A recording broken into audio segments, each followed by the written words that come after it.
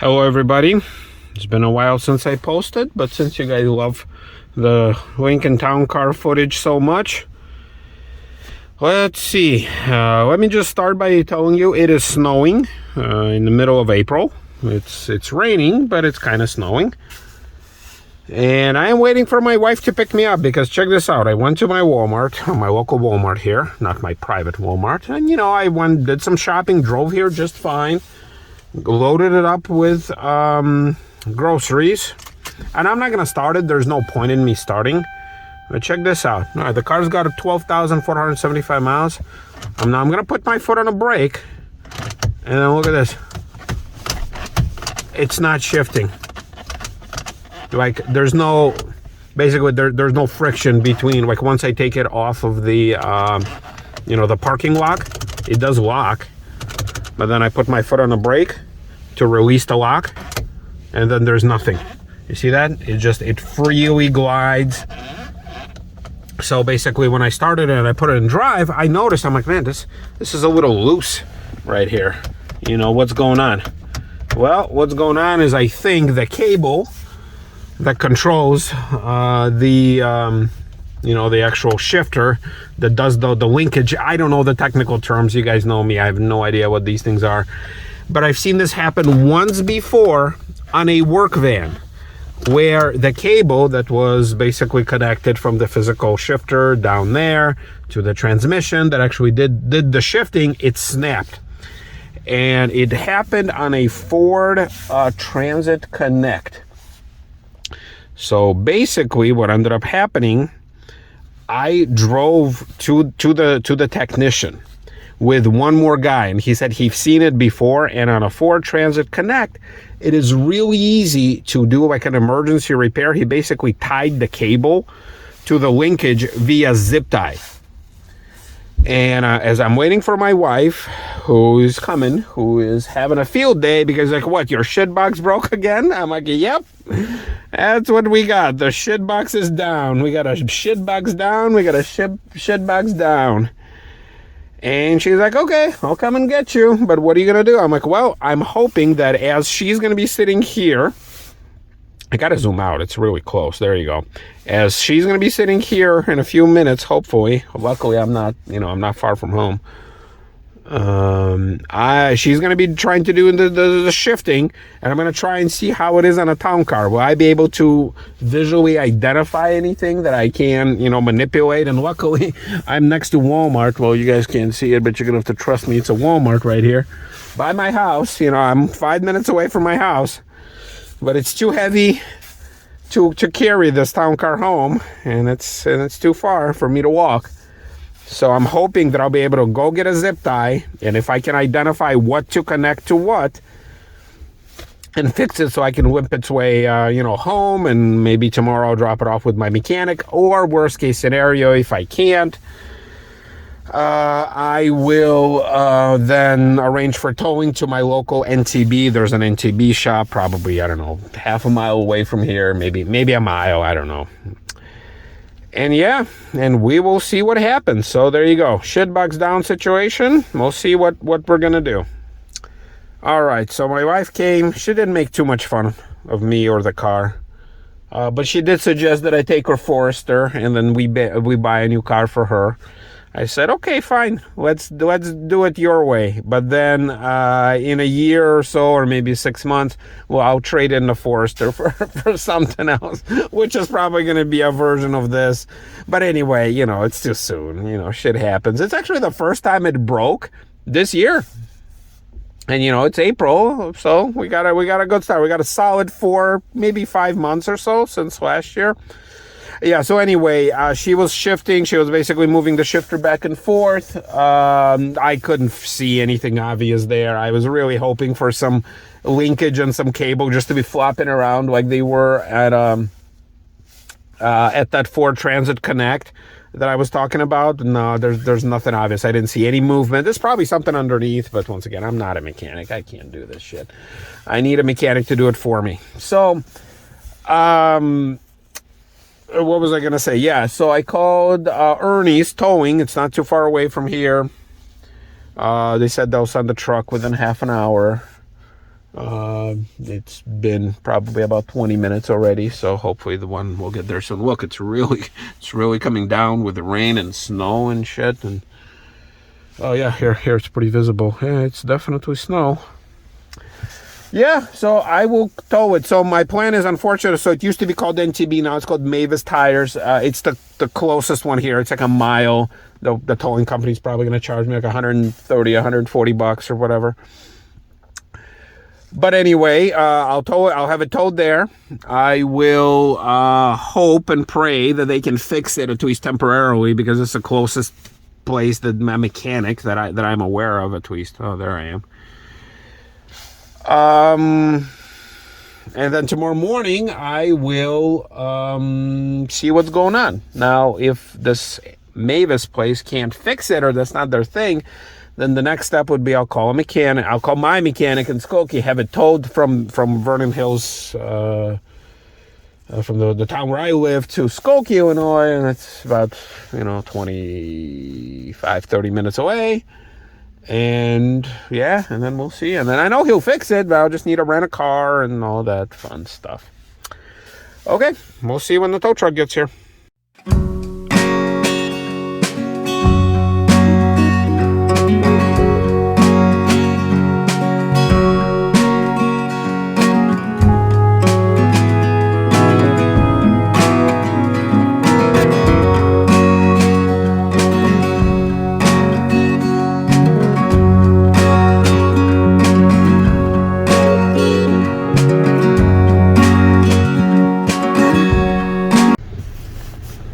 Oh, here we go.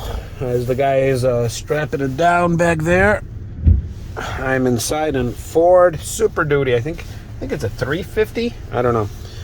There you go. There's the magic controls. I think he did it, in a few seconds. So there you go. There's the interior. He's got 0 miles to empty, even though it's got half a tank of gas. That's interesting. That's an interesting readout, right? Oh shit. You can see right there, 0 miles to empty with a half a tank. So maybe he needs a mechanic also. All right, well, he's gonna drive me right there, probably a mile most. But hey, yeah, got here fast. Like, what are we even looking for? Well, it would be up. It'd be up here. It's gonna be. It would be easier. It's right there. I can see where it goes into the.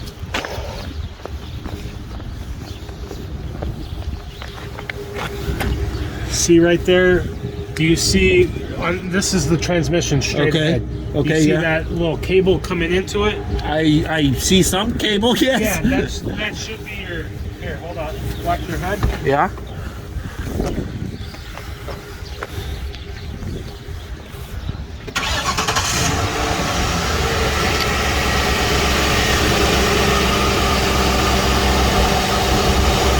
I don't see anything moving. To be honest, it feels like it's something up in the dash and not.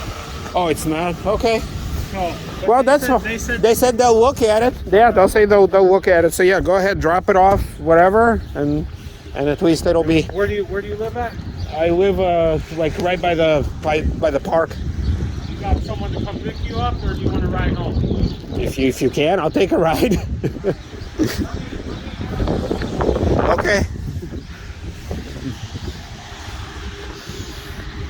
All right, guys. Getting some interesting footage right there. Not something I like to have every day, but every once in a while. The guy said he can see something snapped off, but I can't. And once again, I wouldn't even know what I'm looking at. So.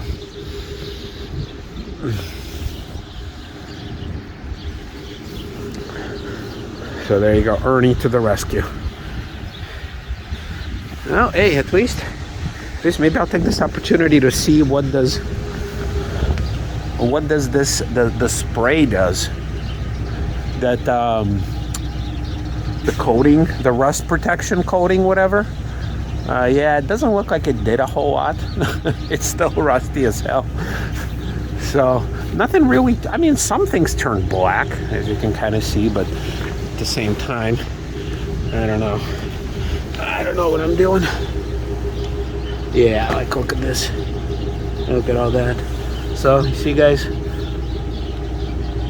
I got some footage for you today. Man, I just wish the weather wasn't so shitty. Let's see.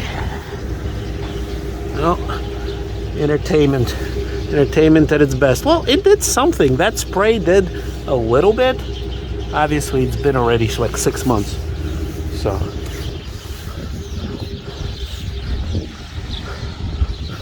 So not a whole lot. Yeah, so the bottom line is, it's once you have, you know, a ton of rust on your car, it's not gonna, you know, it's not gonna stop it. It might prevent it a little bit. It might do something, but all right. Well, we'll see what the guy said. I mean, yeah, I feel bad. Like it was doing so good. It was doing so good. All right, so here we go. I got the call. I'm walking towards Mavis Tires and Brakes. My car's supposed to be done. Look, Chevy Cavalier was my first car. Not this particular one. Mine was red, but look, Optimus Prime is here. Yeah, this is it. Let's see. Let's go inside and see what the fine people of Mavis tells me. All right, so here's the moment of truth. Will it shift? Okay. Shifted. It's driving, so it's mobile. It's a mobile vehicle. I will go inside. I will ask him to give me a new one of these papers. And also, here's the damage. Let me just quickly show you. I mean, it does shift. Okay, let's see. Does it shift all the way? Yeah, it does. All right, there you go. All right. I guess it's a little stiff going into the first, but it does move, and then it's a little stiff coming out. So what the hell is going on? All right, so let me go ask him. Now also, here's the damage. Here's everything. It's a total of $598.77. It does include a rather expensive oil change, and here are the parts. But let me go ask him about that shifter thing, because there's something off about it. But here, you guys can see stuff right here, and then we'll conclude. All right, so here's the conclusion. So I took it back. They looked at it. He said that's how it is. So it's kind of difficult to shift it into the second and the first. Like, you know, it's tight. He said that's just how it is. There's nothing they can do. I don't really know. I'll be honest with you guys. I don't know if that's normal or not. But keep in mind, you know, beggars can be choosers. So if I had a choice in the matter, if I had, you know, if I felt something off, I would have took it to my own mechanic. He would have probably charged me way less than this. But the problem is that, you know, the car was immobile. For me to tow it to my mechanic, that's about, you know, half an hour away. That would have cost way more in towing. That means I would have had to either had somebody drive me to him or rent another car, which is additional expense, which is more time. He's not open on Sundays, and then this place is. So the bottom line is, I did the best I could. The funny part is that I noticed that the sticker wasn't put on. So I asked the guy, hey, can you put the sticker on? He's like, oh, okay, let me go get it. And then he came out. He's like, look, dude, I'm sorry. We forgot to do the oil change. So do you have a few minutes now? I'll do the oil change right away. I'll give you a little card that will give you a free oil change next time because we forgot this time. I'm like, yes, sure. So I got a little card in this thing to get a free oil change because they forgot to do it. They charged me like $51 for it. Okay, my mechanic charges me $20. I'm not gonna fight them. They said that's what they charge. And yeah, so here's the thing. I love this car. I really do. You know, I wouldn't be spending $598 whatever dollars plus $148 for the tow.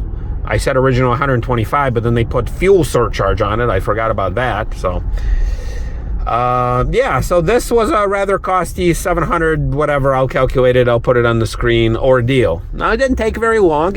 It didn't even cause me too big of an issue because of the way it happened, how it happened, the fact that the tow truck was there pretty quickly. I was close to home. I mean, I do think to tow a car, you know, a mile at most, maybe even less than that, $148, that's ridiculous. But they got there very quickly. They towed it. It didn't, you know, in this is one of those things, I'd rather pay money for a quick service than for me to be out of commission for, you know, for a day or 2 or 5 and with the rental car and blah, blah, blah. Yeah, so everything turned out great. But the bottom line is, guys, I am really starting to consider either selling this car or trading it in for something along these lines, like, you know, another town car, another Buick, Chrysler, Cadillac, whatever cars that I do love. I have to go back to the internet and maybe I'll post a few videos. But I need something, you know, newer, maybe with less mileage, something that doesn't break as often. Like I said, I don't mind paying the money, you know, I really don't. But it's this whole thing that throws me, you know, my schedule gets way effed up. And yeah, so here, it does shift. So here, this is what I'm seeing. Oh, well, you know what? He did something. He did something. There's no way that now it's shifting fine. Like, look, I couldn't do this before. So yeah, I don't know, he put some grease on it or something, so now it's fine. Because he said, no, there's nothing I can do. That's how it is. It's new parts. It'll get there. It'll loosen up over time. But yeah, I don't know. So here. Yep. So here's my assistant manager promise of a free oil change. Okay, and then I took another one of these cards, not realizing that it's the same card. Okay, so good. I'll have a free oil change next time. Yep. So there it is, guys. There it is. Here, I'm gonna fold it. There you go. Yeah, so this is everything that they charged me, $598.77. Here's everything they did. Here, maybe I zoom in a little. There you go. Alrighty, so you can see how much it costs. Yeah, I mean, I'm pretty certain my mechanic would have charged me less, but once again, the cost and the rental car and all that fun stuff would have ended up costing me way more. Or I would have broke even and then would have been more frustrated. All right, guys, so yeah, so this is not my official, like, I'm selling my town car video. I will probably post it once I kind of get my stuff together. But yeah, I think I do need something a little newer, just for me not to be in these situations, because I realize it's gonna keep happening, right? I mean, every car breaks down, and I know what you're saying, Vitaly, stop crying, you little bastard. You know, it's a 15-year-old car that you love. But I just want to get another, maybe 10-year-old car that I love, that doesn't break as often and doesn't ruin my schedule. Yeah, there's a chance I might take this one just for a year or two, and then we will buy my wife another car, and then I'll just drive this one for a little bit until I get really sick of it and then traded it in. It's possible. We'll see. But if I do decide to sell it, I will post a video first. And then I'll do some research, what's out there, what kind of prices, because I realize used car prices are insane right now. Cars that I love are rare and far in between, and you know, to get something with like 50,000 miles, they want like 15 grand for it. So I don't know. Anyway, it's over. Tomorrow's another day, and we'll see you next time. I'll keep you posted. Hey, keep watching my videos so some of these receipts, you know, get covered by YouTube. You know, it's not sponsored, but every penny helps. All right, see you, everybody.